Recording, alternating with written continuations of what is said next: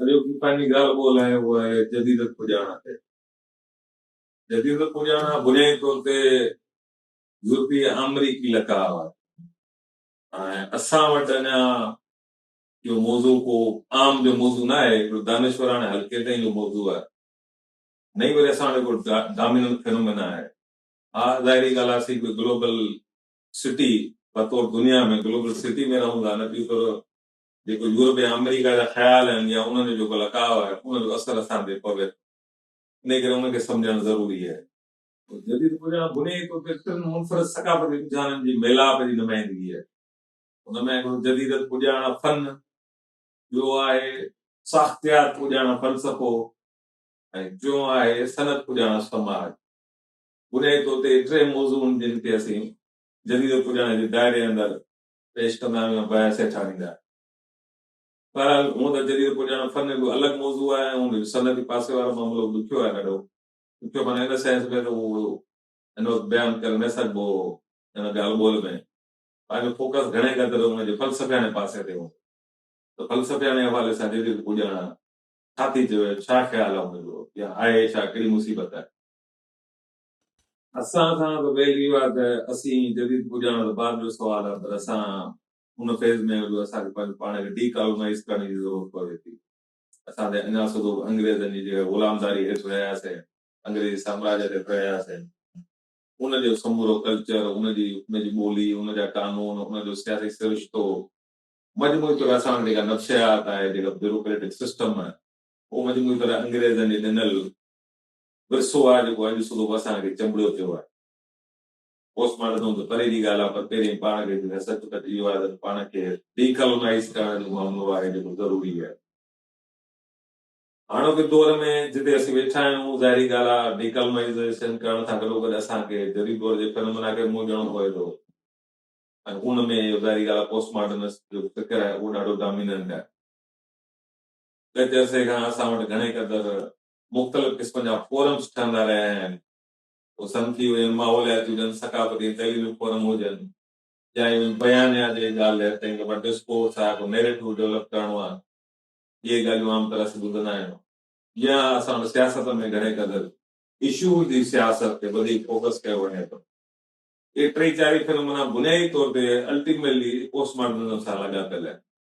मिसाल तौर वेझड़ा दौर में घणे क़दुरु सियासत ते जेका मुख्य एजेंडा रही उहा रही करप्शन। मुल्क में करप्शन आहे, तंहिं करे सभु मसइला थींदा, करप्शन ख़तमु थी वेंदा, मसइला सभु हल थी वेंदा। इहो बुनियादी तौर ते इशू बेस्ड पॉलिटिक्स आहे, इहा पोस्टमार्टम सां लाॻापियल आहे। उन अॻु में छा हो, अॻु में हो त जेके पॉलिटिकल पार्टीज़ हुयूं उन्हनि वटि के एजेंडाज़ हुयूं जेके पूरे मुल्क जे सियासी सिरिश्ते सां बहस हेठि आणींदियूं, त पूरे मुल्क जे निज़ाम खे बदिलाइणो आहे, उनमें वॾा के सुधारा करणा आहिनि। मसइला किथे मैशत में आहिनि, सियासत में आहिनि, समाज जे किन ॿिनि मामलनि में आहिनि, न हाणे सॼी ॻाल्हि फोकस फ़क़ति कंहिं हिकिड़े इशू खे बीहारणो आहे, पोइ मूं हुनखे मोबिलाइज़ करणो आहे, सॼी दुनिया जो एजेंडा करे बनाइणी आहे, पोइ नैरेटिव डेवलप करणो आहे, पोइ वोट वठणा आहिनि वग़ैरह वग़ैरह। इहो जेतोणीकि असां पोस्टमार्टम स्थिति में कोन आयो आहे, त ज़ाहिरी ॻाल्हि आहे उनजो इंफ्लुएंस हेठि ई सही, पर पाण वटि नज़रियनि मुख़ालिफ़ हिकिड़ो फ़िक्र या रुझान नज़र अचे थो। पोस्टमार्टम बुनियादी तौर ते नज़रिए मुख़ालिफ़ रुझान आहे, जिन खे महा बयानिया सॾनि था, मेटा नैरेटिव सॾनि था।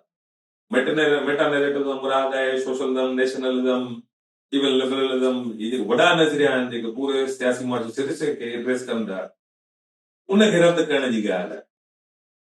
हिन जो सॼो ज़ोर हिन ॻाल्हि ते आहे त फ़क़ति स्पेसिफिक ॻाल्हियूं खणजनि, स्पेसिफिक इशूज़ खणजनि, स्पेसिफिक मामला खणजनि, कम्युनिटीज़ जी ॻाल्हि खणिजे, अक़लियतुनि जो बहस खणिजे, के सक़ाफ़ती लगाव आहिनि उन खां एड्रेस थिजे, ज़ुल्म ऐं जबर जे नंढियुनि नंढियुनि शिकिलनि जे ख़िलाफ़ मज़ामत कजे, एज़ अ होल रियासत पूरो हुकुमरानी जो सिरिश्तो उनखे एड्रेस करण, उन सां मुख़ातिब थियण जी ज़रूरत कान्हे का।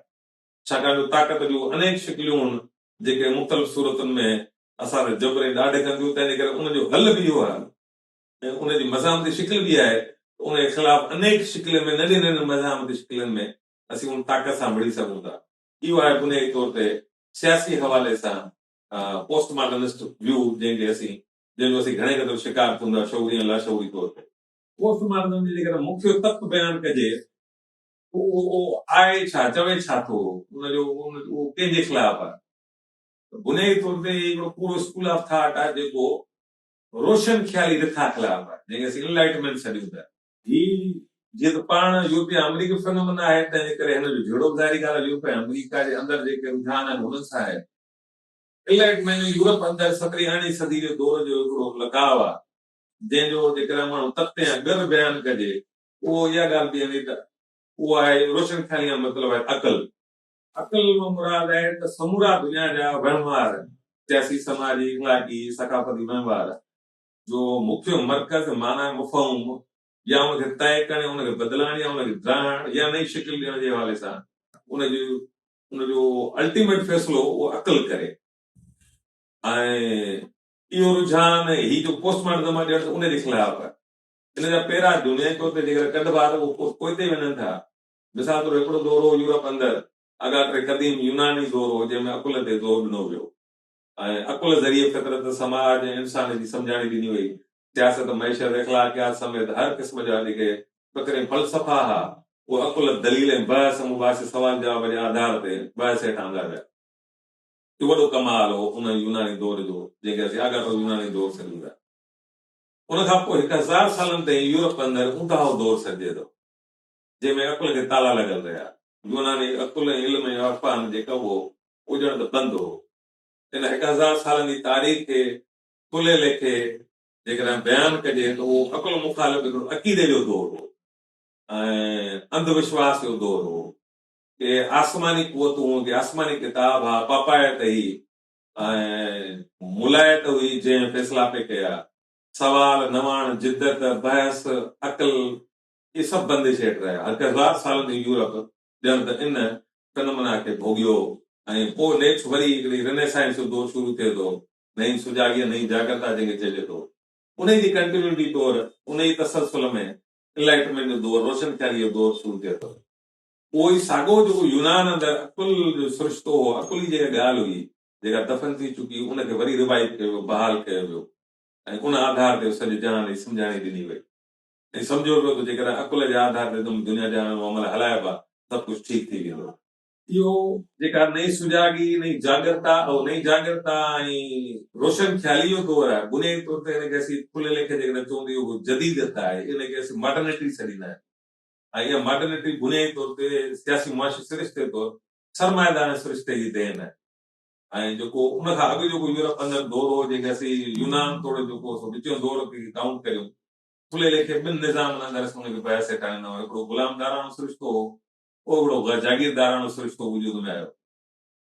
ही जेका रोशन ख्याली रिथा हुई उहा बुनियादी तौर ते जागीरदार मुखालिफ़ मुआशी निज़ाम तौरु सरमाएदाराणी रिथा हुई ऐं उनजो ॿ टे ॿियूं ख़ासियतूं जेको मिसाल तौरु इन्फरादियत हुई आज़ादी हुई ऐं कानून जी हुकुमरानी जी ॻाल्हि हुई अवाम हो।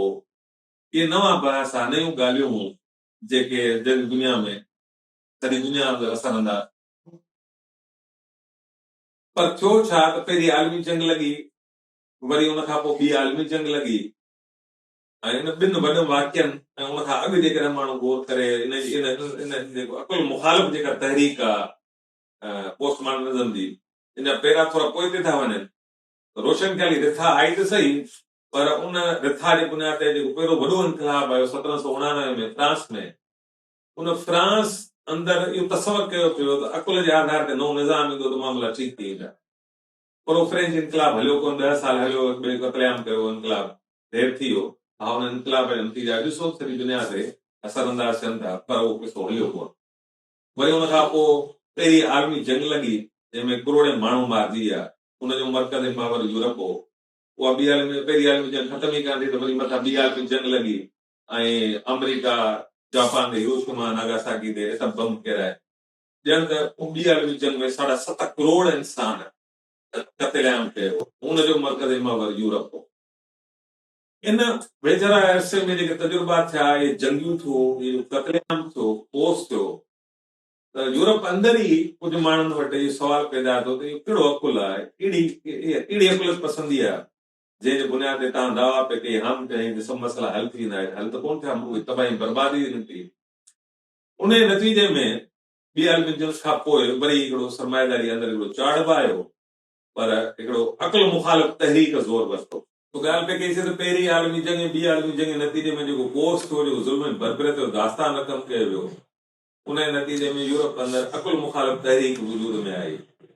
उनजी शुरूआती शिकिल में हिकिड़ो गैर क़िलत पसंदाणो रुझान तौरु निच्छे वॾो माण्हू हो, जर्मन मुफ़क्किर हो। उन उहे ॻाल्हियूं कयूं जेके अॻियां हली पोस्टमार्टनिज़म जो बुनियादु बणियो। ईअं चई सघिजे थो त जेके पोस्टमार्टनिस्ट मुफ़क्किर आहिनि, उनजो अबो या उनजो बुनियादु विझंदड़ फ्रेडरिक नीत्शे हो, उन जे ॻाल्हियूं कयूं, उनखे अॻियां खणी हलिया।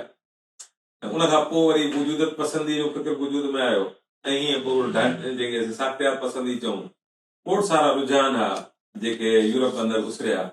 ऐं 70s 80s जे ज़माने में यूरोप अंदरि जदीद पुॼाइण जी शिकिल में इहो फ़िक्र वजूद में आयो। 70s 80s जे ज़माने में थियो छा जो सरमाएदाराणी ओसर थी, शयुनि जा अंबार आहे माण्हू वटि, पर माण्हू जी जेका ख़वाहिश हुई उनजी का इंतिहा कान रही। छाकाणि जेकॾहिं पासे शयूं तमामु घणियूं, ॿिए पासे उन्हनि शयुनि खे वापराइण जे लाइ माण्हू खे ललचाइण लाइ इश्तिहारबाज़ी जो जहान हिननि पूरो खोड़ियो कयो, जंहिं ज़रिए माण्हू जूं हथरादू ख़वाहिशूं पैदा कयूं वयूं। ऐं माण्हू हर वक़्तु महसूसु पियो कयो त मां खुटल आहियां, मूड़ शयूं न आहिनि, मूड़ पूरियूं न आहिनि। वाकई शयूं ॿाहिरि तमामु घणियूं, ऐं इश्तिहार ऐं मार्केटिंग ज़रिए हुनखे सुबुह शाम ॿुधायो पियो त तूं खुटल आहियां। उन दौरान थियो। ॿियो त जदीद दुनिया जा फ़ासिला जेके जेके डिस्टेंसिस आहे उहो सुकड़जी विया। माण्हू ॼण हाणे कंहिं इलाइक़े कंहिं मुल्क हिकिड़े इलाइक़े जो माण्हू न रहियो, पर हिकिड़ो ॼण ग्लोबल सिटीज़न थी, हुनखे सॼे जहान जी ख़बर पई पए। हुन ॾिठो पिए त रुॻो मां जेको हूअं पंहिंजे इलाइक़े पंहिंजे महदूद सतह ते भेट कई पियो हुन माण्हू, हाणे उहो पंहिंजो पाण खे पूरी दुनिया जो शहरी तौरु सॼे जहान सां भेट करणु लॻो। न थियो त हुनजे अंदरि में जेको इहो अहसासु हो त मां किथे किथे पूरो आहे, उहो पूरो थियणो ई कोन पियो।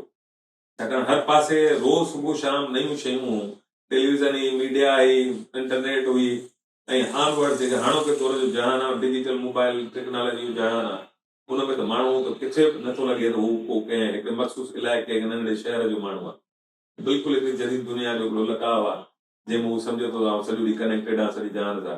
उहा कनेक्टिविटी त आहे त सही, पर सुम्हण कनेक्टिविटी तस्वराती आहे। स्क्रीन जी दुनिया आहे, स्क्रीन जो जहान आहे जंहिंमें हू ॻंढियल आहे। अमल में हू पंहिंजे वजूद में पंहिंजे पाड़े वारे खां ओपिरो, पंहिंजे घर भातियुनि खां ओपिरो हुन खां छिनल आहे। इहो जदीद लकाव हो नफ़्सियाती तरह ते गौर कजे उहो। ॿियो छा थियो त हीअ जेका जदीद दुनिया आहे उहा बदिलजण जी हुनजे अॻिते ओसर करण जी रफ़्तार एॾी तेज़ हुई जो माण्हू पंहिंजे ॿाहिरि पंहिंजे वजूद खां ॿाहिरि जॾहिं ॾिसे थो त हुनखे हर शइ धुंधली नज़र अचे थी, हुनखे का बि शइ पाइदारी नज़र नथी अचे। हिन जो सादो मिसाल ॾियां त जेकॾहिं हिकिड़ो माण्हू उहो 500-600 जी रफ़्तार सां कंहिं गाॾी में सवार हुजे, कंहिं ट्रेन में सवार हुजे, ऐं हू जेकर ॿाहिरि ॾिसे त हुनखे ॿाहिरि जा नज़ारा के बि नज़ारा हुनखे चिटा सदा सवा नज़र न ईंदा, ऐं हुनखे हिकिड़ी धुंधलाइप, हिकिड़ी पटड़ाइप, हिकिड़ी छिटड़ी शयूं नज़र ईंदियूं जंहिंमें हुनखे सम्झ में न ईंदो त बाक़ी सां ॿाहिरि जेको वण आहे, का फसल आहे, का जाइ आहे, कहिड़ो रंग आहे, कहिड़ो माण्हू आहे, कहिड़ी शिकिल आहे, कहिड़ो लिबास आहे, हुनखे का ख़बर कान पवंदी। छाकाणि उहा तेज़ रफ़्तारी हुनखे पाण खां ॿाहिरि ॼण त दुनिया खे ॼण धुंधलो करे छॾे थी। इहा साॻी नफ़्सियात आहे हाणोके दौर में, जंहिंमें असीं television, media, social media, business ऐं शोबिज़ आहे, मोबाइल टेक्नोलॉजी आहे, ऐं रोज़ तेज़ी सां बदिलजंदड़ नयूं शयूं मार्केट में जेके अचनि थियूं। हिकिड़ी शइ जी बस्ती थिए त वरी ॿी शइ लॉन्च थिए, ॿी अञा बस्ती थिए त टीं शइ लॉन्च थी थिए।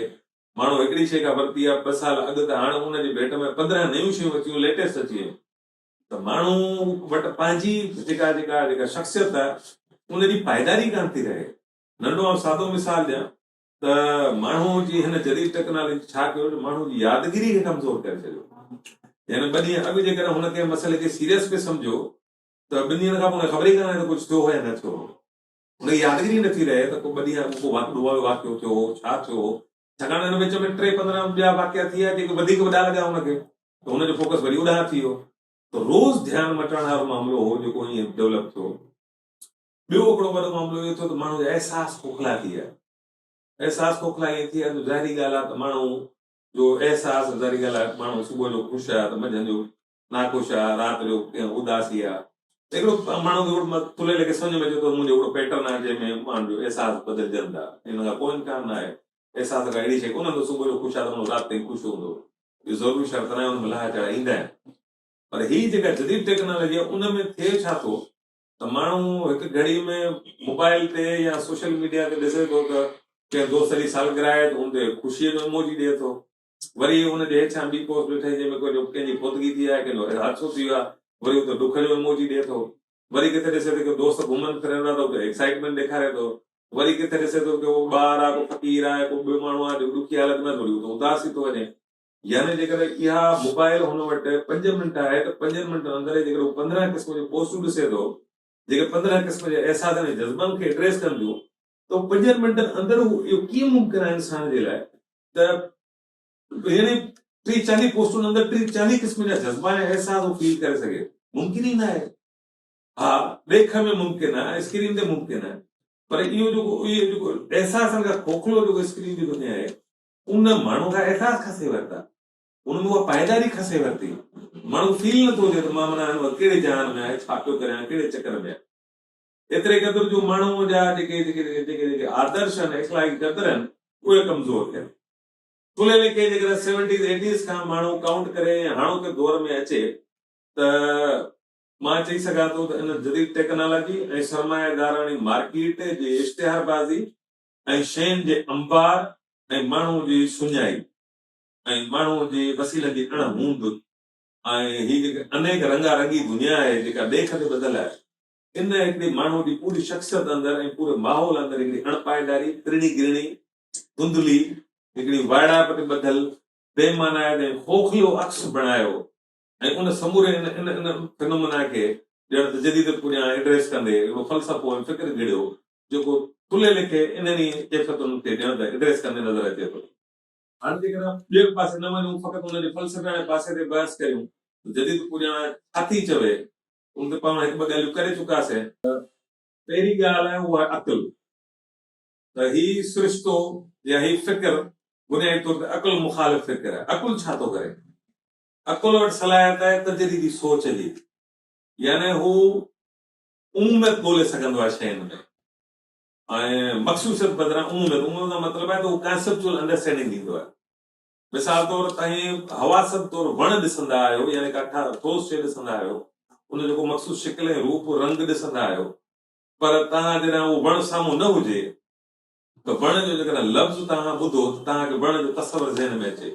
हाणे इहा जेका तस्वर करण जी सलाहियत आहे, वण त हिकिड़ो लफ़्ज़ आहे न, लफ़्ज़ दिमाग़ खे ॾांहुं वञे थो ऐं उन पूरो वण जो तासुर डेवलप थिए थो, पूरो खाको ठहे थो। इहा आहे अक़ुल जी सलाहियत। यानी का शइ हवासनि साम्हूं भले न बि हुजे, पर उहा ॿोली जी सूरत में ई सही, तस्वर जी सूरत में सही तरह तव्हांजे दिमाग़ ते पहुचे थी त पूरो खाको तव्हांजे साम्हूं अची वेंदो।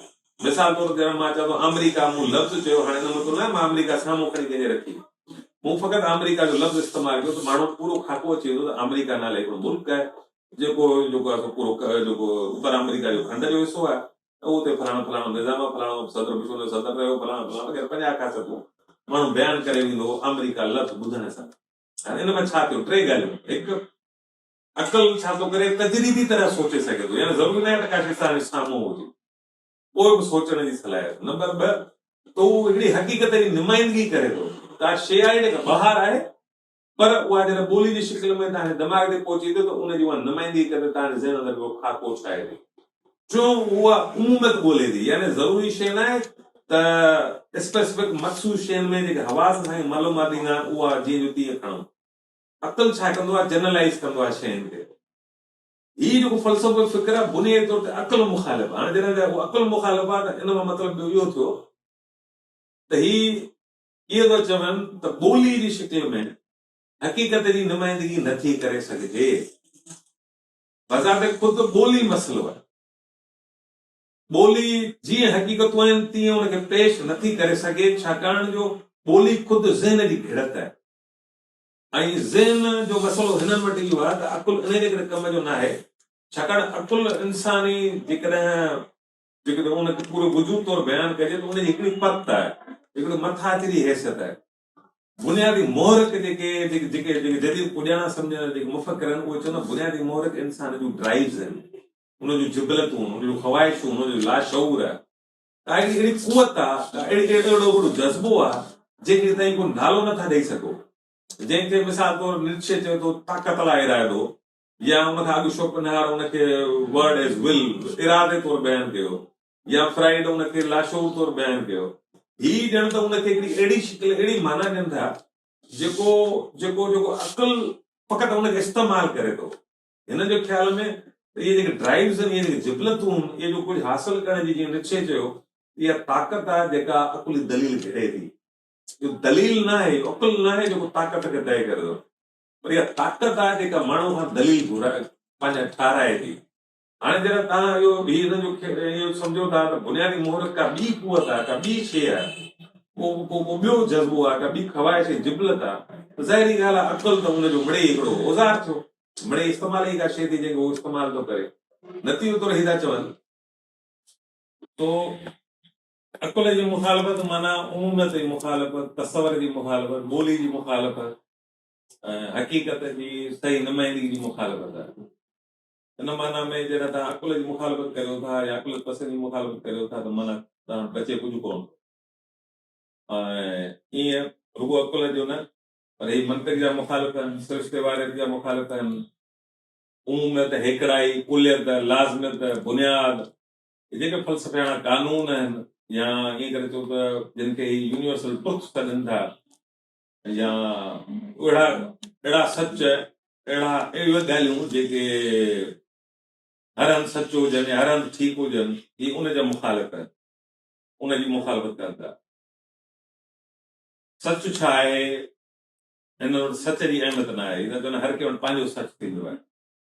नतीजो तौर ही त हिननि जो ख़्यालु आहे, हिननि वटि जेको जेको जेको निश्चय जो ख़्यालु हो, उहो हुन चयो त सच नाले का शइ कान्हे, फ़क़ति तशरीहूं, असीं फ़क़ति तनाज़ुर ॾिसंदा आहियूं शयुनि जो। इहा ॻाल्हि ठीकु आहे त तनाज़ुर हूंदो आहे, तशरीह हूंदी आहे, पर सच बि हूंदो आहे।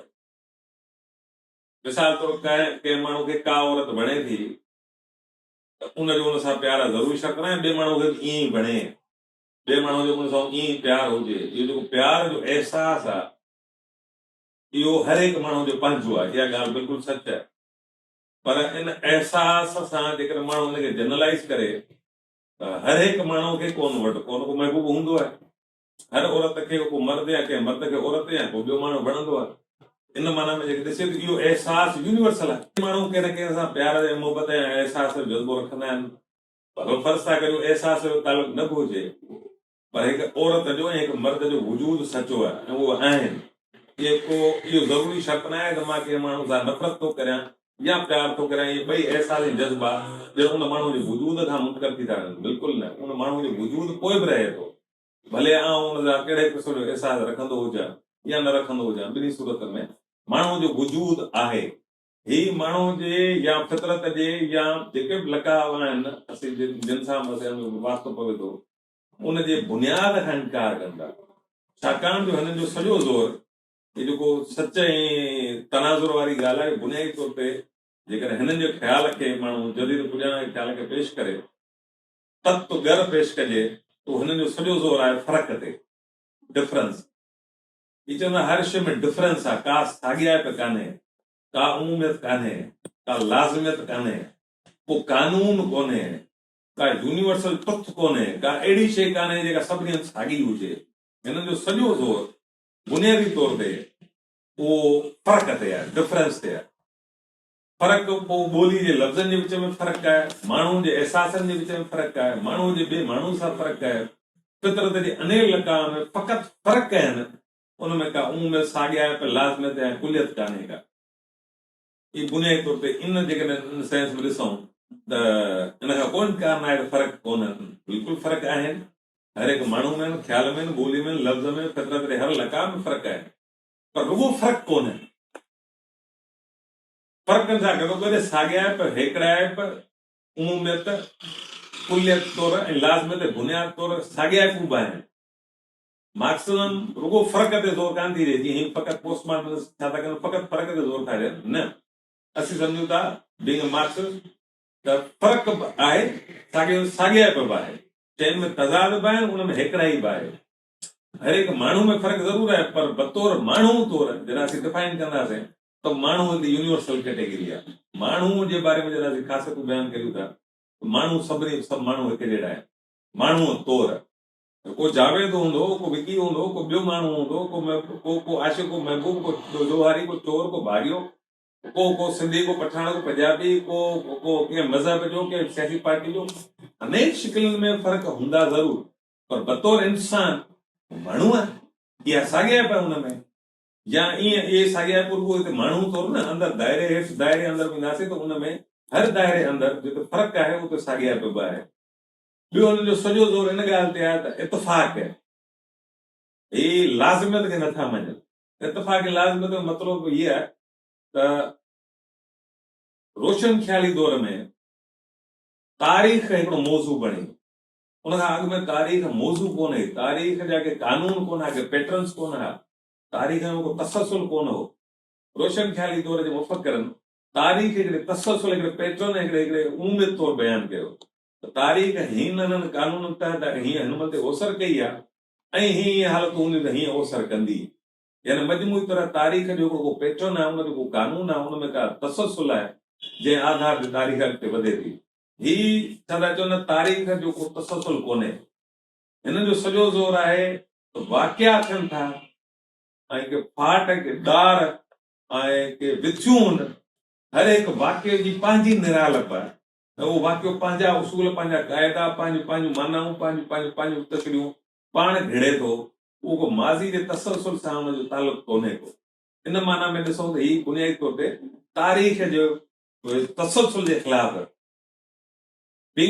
मार्क्सिज़म सम्झे थी त न बिल्कुलु सही ॻाल्हि आहे त तारीख़ मजमूई तरह तसलसल ऐं अदम तसलसल ॿिन्हिनि जी हेकड़ाई आहे यानी जिते तसलसल ऐं कंटिन्यूटी आहे त उते ॾार बि आहिनि उते वाक़िया बि आहिनि उते इनकलाब बि आहिनि उते छालूं बि आहिनि जिते इर्तका आहे स्लोली ग्रेजुअली शयूं अॻिते वधंदियूं त उते किथे किथे ॾार किथे फाट के अहिड़ा वाक़िया के अहिड़ा इनकलाब अहिड़ियूं छालूं अचनि थियूं जो तारीख़ जो मोड़ बदिलजी वञनि था नवां रुख वठनि था नयूं मानाऊं वठनि था पर सफ़ा नयूं न आहिनि उहे ज़रूरु माज़ी खां उधारियूं वठंदा अॻिते वधनि था मजमूई तरह हिन जो तारीख़ जे बारे में इहो तसवर तारीख़ खां ॼण त इनकार थो ॾिठल आहे ॿियो हिननि जो ख़्यालु इहो आहे त हिननि वटि जेको ॿियो आम ख़्यालु आहे त जेके वैल्यूज़ आहिनि जेके क़दर इख़लाक़ी समाजी सियासी क़दर या आदर्श चऊं जेके इंसानी तारीख़ जे ड्रिगे प्रोसेस जे नतीजे में ठहनि था इन जे ख़िलाफ़ पहिरीं बग़ावत जहिड़ो कर निश्चय कई हुन चयो त इहे जेको इख़लाक़ी क़दर आहिनि ख़ासि करे हुन हदफ़ बणायो ईसाइत खे ऐं ख़ासि करे सेंट पॉल जी ईसाइत खे त जेको पाड़े वारे सां प्यार ॿाझ रहम तरस नेकी ईमानदारी इहे जेके क़दर जेके इख़लाक़ी वैल्यूज़ आहिनि इहे सभु इनखे हुन ॼण त रहिड़ो ॾिनो हुन जेका डेफिनेशन ठाही इख़लाक़ियाती क़दरनि जी उहा इहा ठाही त जेका बि शइ तव्हांखे ताक़तवर करे थी उहा नेकी आहे जेका बि शइ तव्हांखे कमज़ोर करे थी उहा पिछड़ाई आहे ऐं इन नतीजे में हिन ॼण त इन्हनि जेके ईसाई क़दर हा या ईसाइत लाइ ॾिनल क़दर आहे उन्हनि खे ॼण त रहिड़ो ॾिनो ऐं माण्हू जी जेका मिसाल तौरु माण्हू जेकॾहिं को सच ॻाल्हाए थो ऐं उन सच ॻाल्हाईंदे हू पंहिंजो पाण खे या कंहिं लका खे या गुरूअ खे कमज़ोर करे थो त इहो ॼण त हुनजे लाइ निश्चय जी नज़र में बदइख़लाक़ी आहे ऐं जेकॾहिं को माण्हू कूड़ ॻाल्हाए थो ऐं हुन सां हुनखे सघ मिले थी इहा ॼण त ॻाल्हि ॼण त हुनजे निश्चय जी सम्झाणे मूजिबि ॼण त उहो ॼण त जाइज़ थी पए थी ॻाल्हि सच इहो आहे त इख़लाक़ी क़दर तारीख़ी तरह असांखे मुंतक़िल ज़रूरु थींदा आहिनि पर उनजी माना ऐं मफ़हूम असांजो अमल तइ कंदो आहे ऐं उहो अमल मफ़हूम ज़रूरी न आहे ताक़त ते आधारियल हुजे कमज़ोरी में बि ईमानदारी सही हूंदी आहे कमज़ोरी में बि रहम दिली हलंदी आहे कमज़ोरी में बि ईमानदारी थींदी आहे कमज़ोरी में बि सादगी इंसाफ़ प्यार बाझ इहे समूरा इख़लाक़ी क़दर कमज़ोर ऐं ताक़तवर खां मथां तसवर आहिनि ही छा थो चए त न इहे जेके बि तसवर आहिनि इहे बुनियादी तौर ते नेकी मुछड़ाई खां मथां तसवर आहे जंहिंखे हू ताक़त तौरु पेश करे थो ईअं ही ॼण त जेके बि इख़लाक़ी क़दर हिन महिल इंसान तारीख़ मिले उन खां मुनकर उनखां इनकारी थियनि था अॻुवाट को तव्हांखे सांचा कोन अॻुवाट खे मापा कोन्हनि जिन बुनियाद ते तई माण्हुनि जो अमल खे कथियो ऐं हुनखे मापियो तौर तकियो हिन जे ख़िलाफ़ असां सम्झूं था मार्क्सिज़म सम्झे थी त न इख़लाक़ी क़दर तारीख़ी तौरु मिलिया आहिनि ऐं उन आधार ते असीं समाज में हिक ॿिए जे वहिंवार खे नेकी बुछड़ाई खे ग़लति ऐं सही खे तइ करियूं था इन ई बुनियाद ते असां अॻिते हली समाज जी नई तकलीफ़ करे सघूं था।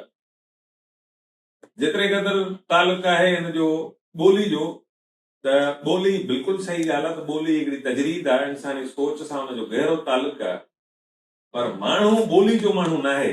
जीअं हिकिड़ा विच में स्कूल ऑफ थॉट डेवलप थियो जेके ढांचे पसंदी या स्ट्रक्चरलिज्म सॾियूं था, उहा ॾियण त माण्हू खे ॿोली जो माण्हू करे छॾे थी। मार्क्सम सम्झे थी न माण्हू ॿोली जो न आहे, ॿोली माण्हू जी आहे। माण्हू आहे जेको ॿोली तय करे थो, माण्हू आहे जेको ॿोली ॻाल्हाए थो, हुनखे माना मफ़हूम ॾिए थो। हिकु लफ़्ज़, हा बिल्कुलु इहा वॾी ॻाल्हि हुई सासियो जी, त लफ़्ज़नि जी माना लफ़्ज़नि जे लाॻापे में ठहे थी। इहा ॻाल्हि बिल्कुलु ठही आहे त ॿोली जो पंहिंजो हिकिड़ो सिरिश्तो आहे, उन निस्बती आज़ादी ज़रूरु आहे, पर उहा का फितरत खां या मारूज़ खां ॿाहिरी दुनिया खां कटियल शइ कान्हे का। ईअं न आहे त असीं कुते खे शरीफ़ ऐं शरीफ़ कुतो चवंदासीं त उहो शुरू शरीफ़ कुतो थींदो, कुतो शरीफ़ थींदो, सिज खे चंड चवंदासीं चंड सिज थींदो। इहो लफ़्ज़नि जो माना मतिलबु कोन्हे। का शइ ॿाहिरि हूंदी आहे हुनखे असीं को मख़सूस नालो ॾींदा आहियूं, नालो बदिलियो असीं था ॾियूं।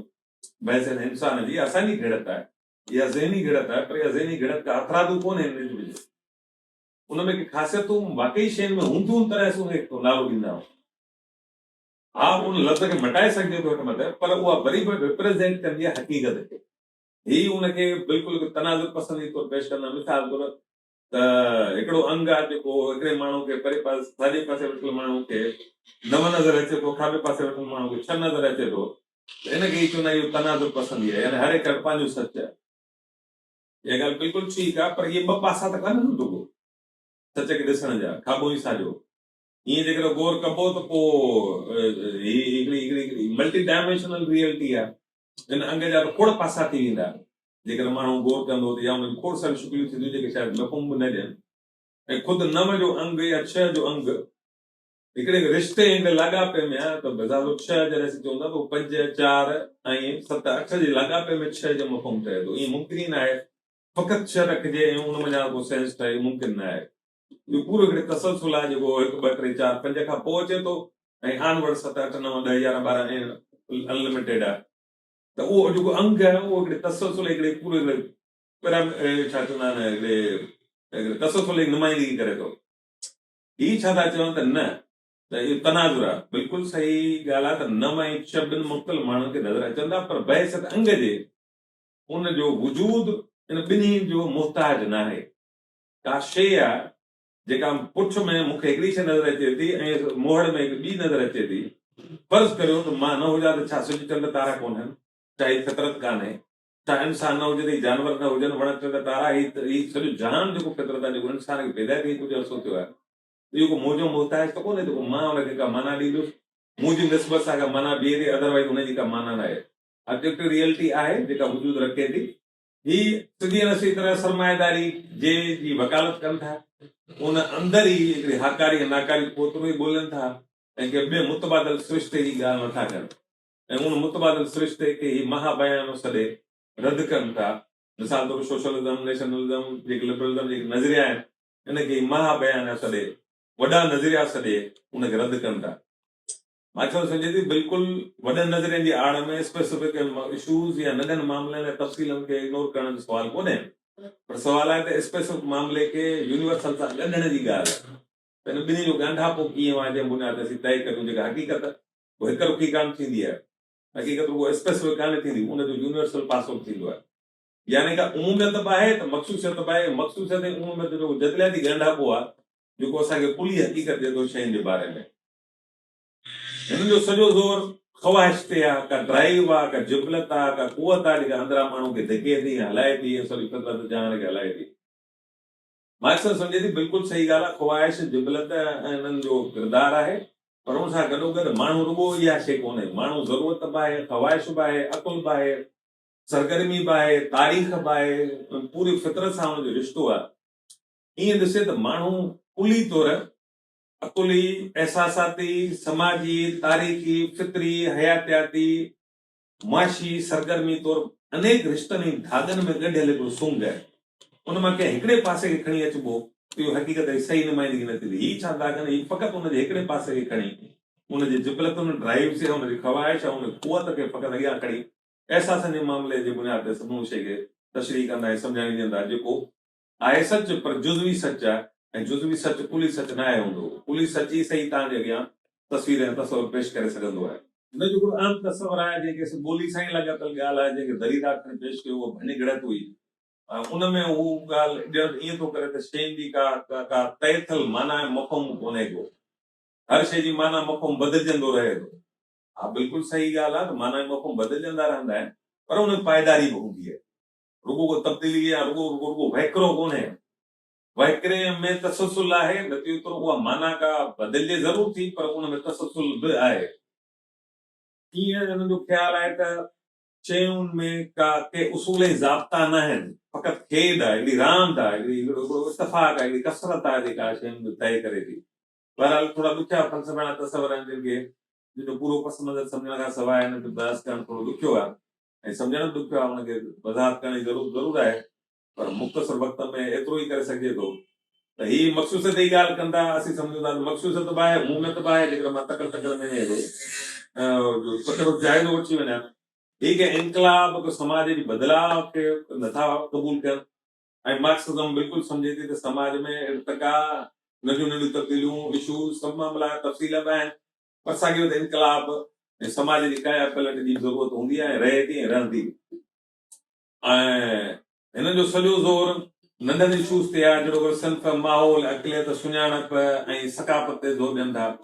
ऐं मार्क्सिज़म चए थी बिल्कुलु सही ॻाल्हि आहे त सकाफ़त, अक़लियत, मुनसिफ़ी मामला, इहे अक़लियत नंढा नंढा इशूज़ बिल्कुलु आहिनि, पर उन सां गॾोगॾु सियासी मुआशी निज़ाम, मजमूई तरह सरमाएदारी सिरिश्तो जेको बुछड़ाई जी पाड़ आहे, उनखे एड्रेस करण जो सुवालु आहे। पूरो रियासती स्ट्रक्चर, तबका, क़ौमूं ऐं इहे जेका आज़ादी, बराबरी जा जेका आदर्श आहिनि, जेके मजमूई तरह समूरे इंसान ज़ात खे या उनजी अक्सर खे एड्रेस कनि था, उनजी बिल्कुलु इंपॉर्टेंस रहे थी, उनखे सम्झणु खपे। हिन जो सॼो ज़ोर सकाफ़त ते आहे। मार्क्सिज़म सकाफ़त सां गॾोगॾु सियासत ऐं मईशत खे अलॻि कान थी सम्झे। हू सम्झे थी त बुनियादी अल्टीमेटली क़ुवत जेका आहे सो मईशत आहे, उनजो इज़हार सियासत में थिए थो, उहा इज़हार वरी सकाफ़त में वेठे थी। साॻियो सकाफ़त सियासत मोट ते मईशत ते बि असरअंदाज़ थियनि थियूं। इहे जहिड़ा ॻंढियल मामला आहिनि, को हिक ॿिए जा छिनल ऐं कटियल मामला कोन्हनि। ही बुनियादी तौर ते कुलियत मुख़ालिफ़ आहिनि, यानी टोटलिटी में शयुनि खे ॾिसण जी ज़रूरत कान्हे, जुज़ियात में, मख़सूसियत में ॾिसण जी ज़रूरत आहे। मार्क्सिज़म सम्झे थी न, जुज़ियात ऐं तफ़सील सां गॾोगॾु शयुनि जी पंहिंजूं कुली ख़ासियतूं थियनि थियूं, ऐं कुली ख़ासियतूं कुली नमूने एड्रेस थींदियूं। मिसाल तौर इहो मुमकिन न आहे त कंहिं समाज अंदरि फ़र्द रहे हुजे ऐं उहो फ़र्द फ़क़ति कंहिं हिकिड़ी सुञाणप, हिकिड़ी आइडेंटिटी सां उन वजूद रखंदो हुजे। मिसाल तौर मां जावेद आहियां, या मुंहिंजी पंहिंजी हिकिड़ी मख़सूस सुञाणप आहे, पर आउं राजपर आहियां, त इन माना में आउं राजपर कम्यूनिटी सां बि हिकिड़ा ई रखां थो। वरी बि साॻियो त आउं सिंधी आहियां, त सिंधी क़ौम जी हैसियत में मां हुनजो हिसो आहियां। पर जीअं त हिकिड़े हेठि तबिके जो माण्हू आहे, त मुंहिंजे हेठि तबिके सां तालुक आहे। जीअं त आउं हिकिड़ो जेको सो शागिर्द आहियां या पढ़ंदड़ माण्हू आहे, त पढ़े लिखे माण्हू सां मुंहिंजी हिकिड़ा ई ठहे थी। जीअं त आउं हिकिड़ो इल्म अदब सां लाॻापियल माण्हू आहे, त ईअं जेकर मुंहिंजी सुञाणप जूं ख़ासियतूं ॻोल्हियूं त मूं में अनेक सुञाणपूं आहिनि। आउं हिकिड़ो इंसान तौरु बसमूरी इंसान सां तालुक रखां थो, ऐं जानदार वजूद तौरु पूरी जानदार वजूद सां तालुक रखां थो, ऐं गैर जानदार फितरत सां वजूद रखां थो। त इन करे मुंहिंजूं खोड़ सारियूं कुली सुञाणपूं आहिनि, खोड़ सारा धागा आहिनि, खोड़ सारा रिश्ता आहिनि, जेके मुंहिंजी कुली शख़्सियत खे चिटनि था, उनखे पेश कंदा। कंहिं हिकिड़े पासे जी सवाल कोन्हे को। मजमूई तरह जेकर ॾिसजे त हीउ आहे हिकिड़ो छा चवंदा आहिनि, शिकस्त जो फ़लसफ़ो आहे। शिकस्त इन माना में त हीउ सम्झनि था त हाणे दौर बदिलजी वियो आहे, हाणे निज़ाम बदिलाइण जी, इनकलाब आणण जी, पार्टियूं ठाहिण जी, जदोजहद करण जी, पूरे निज़ाम खे एड्रेस करण जी ज़रूरत कान्हे का। नंढा नंढा मसइला खणजनि ऐं अल्टीमेटली ॼण त ही चाहींदे न चाहींदे ॼण त सरमाएदार सिरिश्ते जी वंगार रहनि था। छाकाणि ख़ुदि सरमाएदार सिरिश्तो चाहे थो त माण्हू छिनल हुजे, कटियल हुजे, नंढनि नंढनि मामलनि में फाथल हुजे, पंहिंजनि या गुरोही या अक़लियती या मख़सूस आबादी या कम्यूनिटी जे मसइलनि खे एड्रेस कंदो रहे, मजमूई तरह सिरिश्ते सां बहस न करे। इहो त ख़ुदि सरमाएदार जे फ़ाइदे में वेंदी ॻाल्हि। मार्क्सिज़म सम्झे थी त जीअं त हिननि मसइलनि जे समूरे मसइला हिक ॿिए सां ॻंढियापियल, हिक ॿिए ते डिपेंडेंट कंदा आहिनि, हिक ॿिए सां ॾाढा समायल आहिनि, त इन करे इहे हल बि ईअं थींदा। जेकॾहिं मां मजमूई तरह पेश करियां त हिकिड़ो शिकस्त जो फ़लसफ़ो आहे, तव्हां सम्झंदो मार्क्सिज़म फतेह जो फ़लसफ़ो आहे, हिकिड़ी सोभ जो फ़लसफ़ो आहे, जेको चाहे थो त माण्हू फ़र्द तौरु बिल्कुलु आज़ादु हुजे, पर उहा फ़र्दी आज़ादी हुनजी समाजी आज़ादी खां थी वेंदी, जेका हुनजी मैशत सां, हुनजी सियासत सां, हुनजी सकाफ़त सां हुनजी ॿोली सां, हुनजे अकल सां, हुनजे समूरे वजूद सां ॻंढापे में आहे। इहे सभु मामला उहो हिकिड़ी शइ खे छिके कॾहिं अॻियां अचण सां कोन हल थींदा। ऐं इहो समूरो मामिलो समाजी तब्दीली जो हिकिड़ी गॾियल इज्तमाही तहरीक, इज्तमाही सम्झ, पूरो हिकिड़े नज़रियाती सिरिश्ते सां अॻियां वधण जो ट्रेस करण सां हल थींदी। उहो स्पेसिफिक मामलनि सां कोन थींदी। मूंखे तरह मूंखे इहे ॻाल्हियूं सम्झ में अचनि थियूं। जेतिरो ॿिया खोड़ सारा पासा आहिनि जिनखे एड्रेस करण जी ज़रूरत आहे रहंदी, उन पर ॿिए दफ़े कॾहिं ॻाल्हि ॿोल कंदा। महिरबानी।